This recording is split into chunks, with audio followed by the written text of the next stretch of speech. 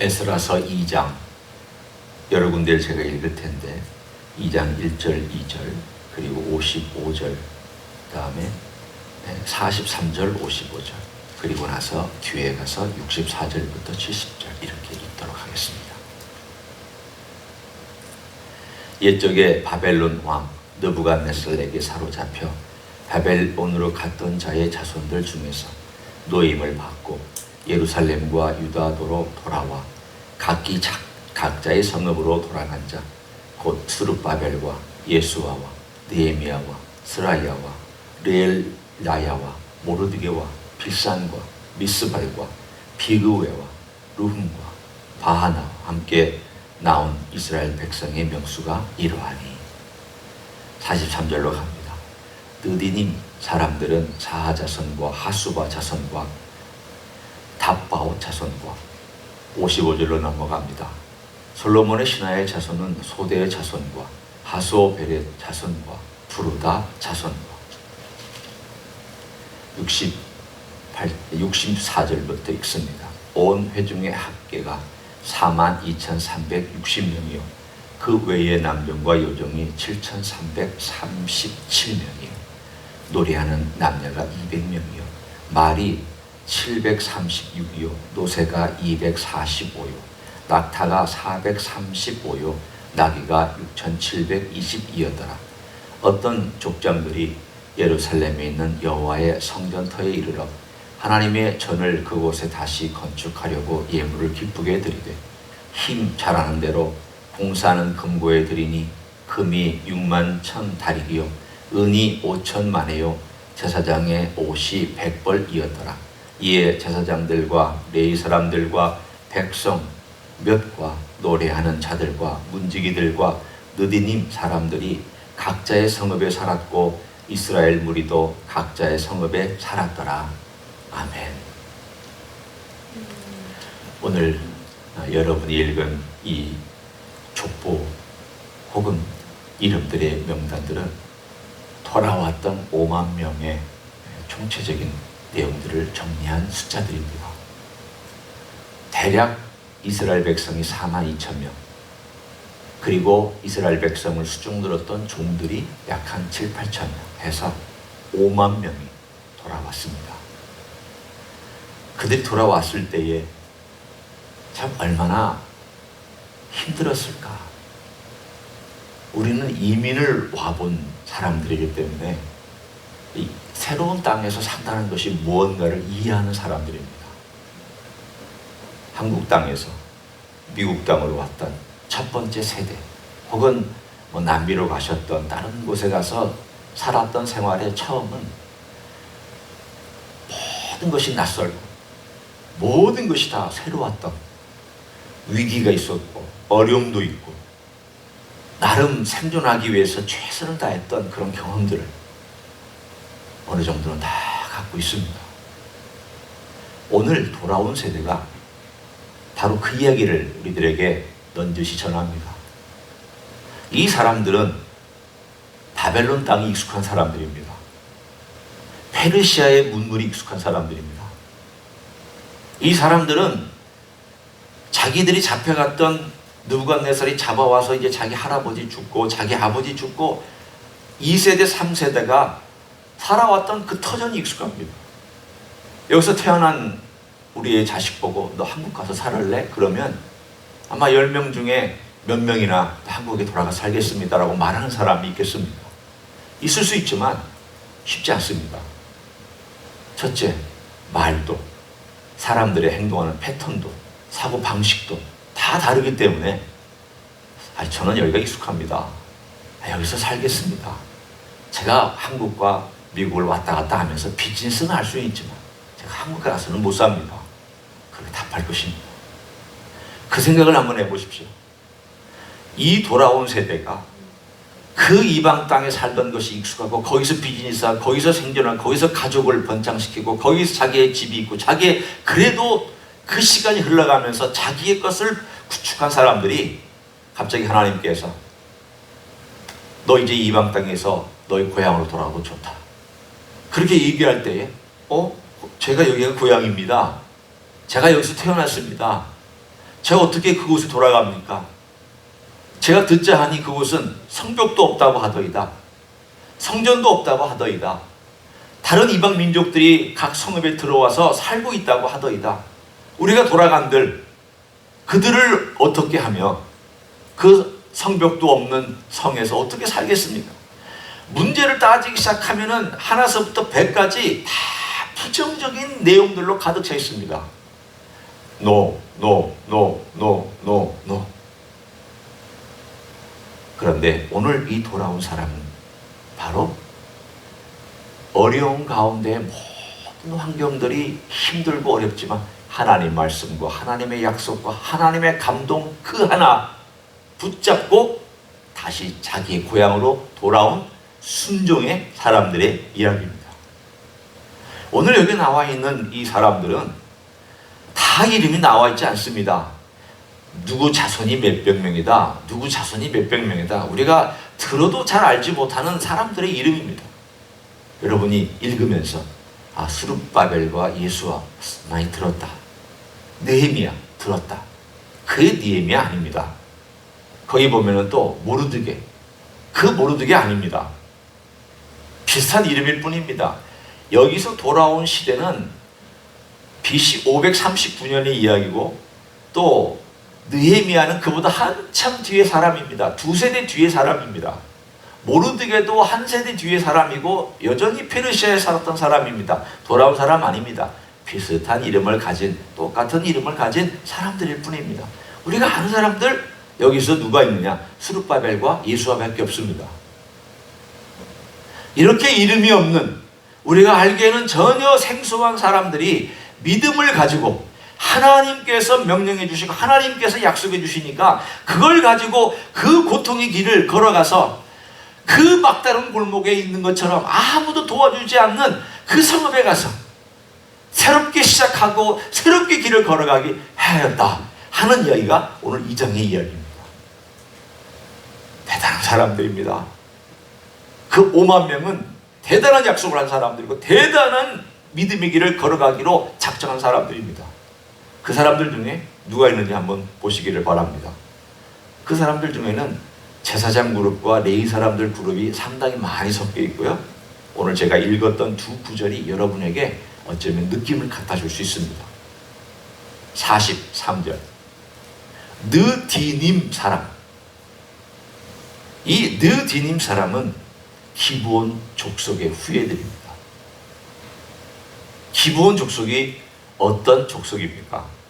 우리는 여호수아를 공부해 봤기 때문에 압니다. 여호수아에게 다가와서 속여서 우리가 멀리서 와서 당신들하고 화친을 칭합니다.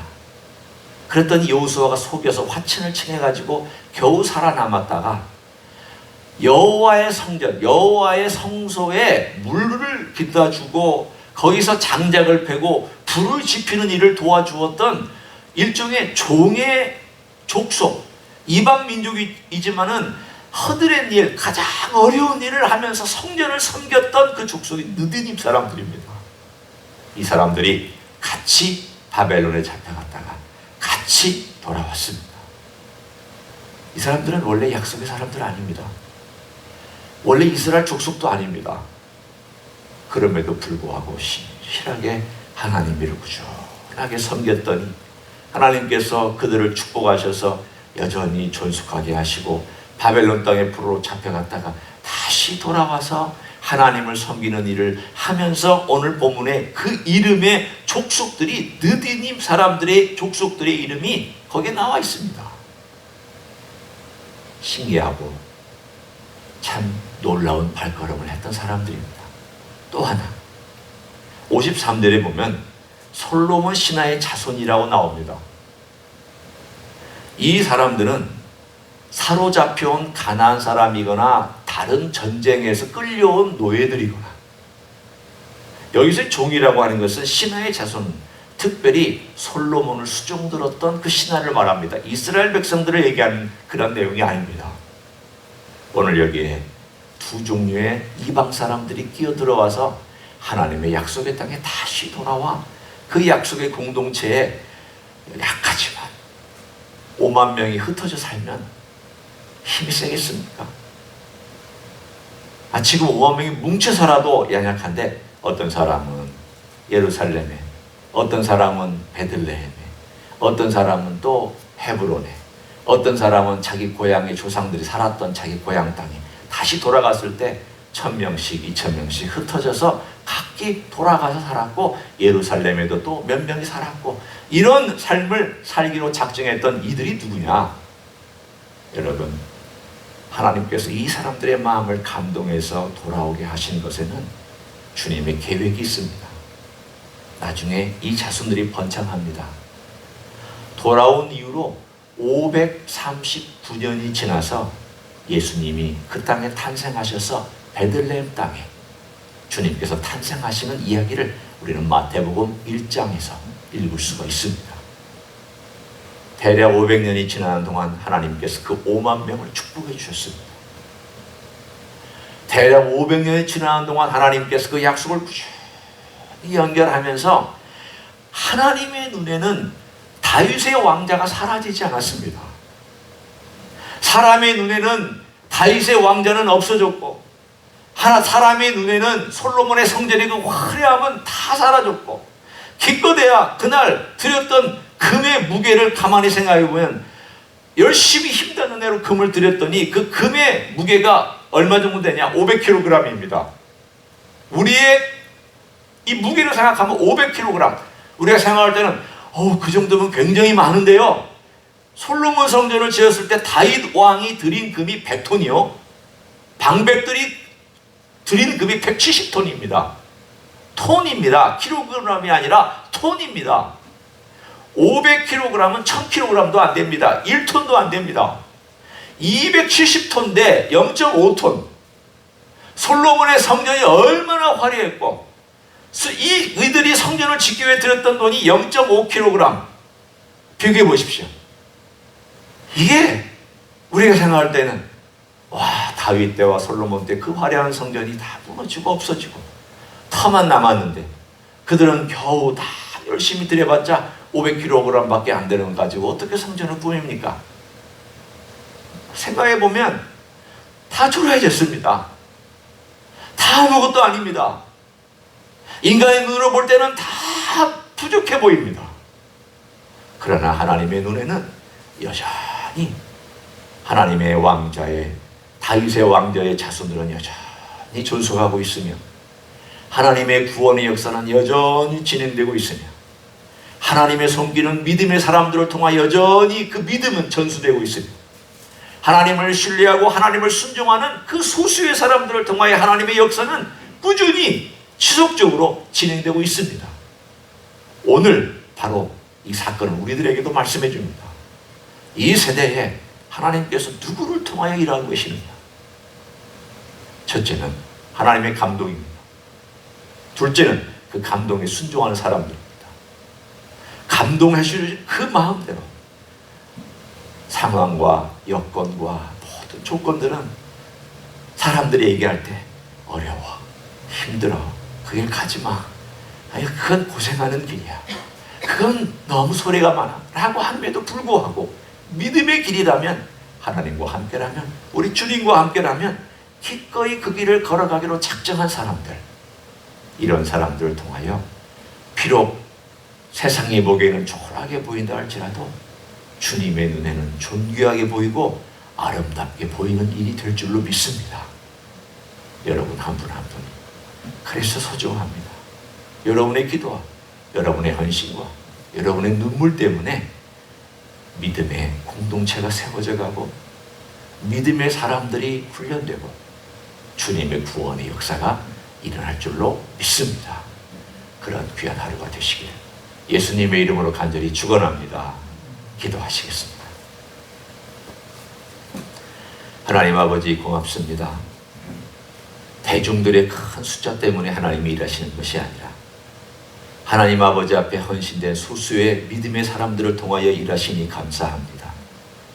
비록 과거에 화려했던 솔로몬 성전에 비하면 초라하지만 믿음으로 걸어왔고 믿음으로 돌아와서 주님의 공동체, 믿음의 공동체를 새롭게 하기를 원하였던 사람들 때문에 주님은 축복해 주셨고 주님은 길을 열어주셨고 결국 그 공동체 속에서 우리 예수님이 오시고 그 공동체 속에서 사도 바울이 생겨나고 그 공동체 속에서 12사도가 있고 그 공동체로 말미암아 복음이 땅끝까지 퍼지는 놀라운 기적을 베풀어 주시니 감사합니다. 주여, 우리가 주님의 길을 걸어갈 때 환경과 조건이 열악한다 할지라도 주님 의지하며 순종하며 믿음으로 걸어가는 하루하루가 되기를 소원합니다. 우리의 기도 때문에, 우리의 눈물 때문에, 헌신 때문에 언젠가 주님께서 이루실 놀라운 기적들을 생각하며 오늘 하루도 주님과 동행하는 귀한 종들 되게 축복하여 주시옵소서. 이제는 우리 구주 예수 그리스도의 은혜와 하나님 아버지의 극진하신 사랑과 성령 하나님 교통하심의 역사가 열악한 환경에도 불구하고 믿음의 길을 걸어가기로 작정한 이 자리에 참여한 모든 종들 위에와 주임지 히스교회 위에와 이민교회들과 한국교회들과 선교사님들 위에 이제로부터 영원히 함께 하실지어다. 아멘.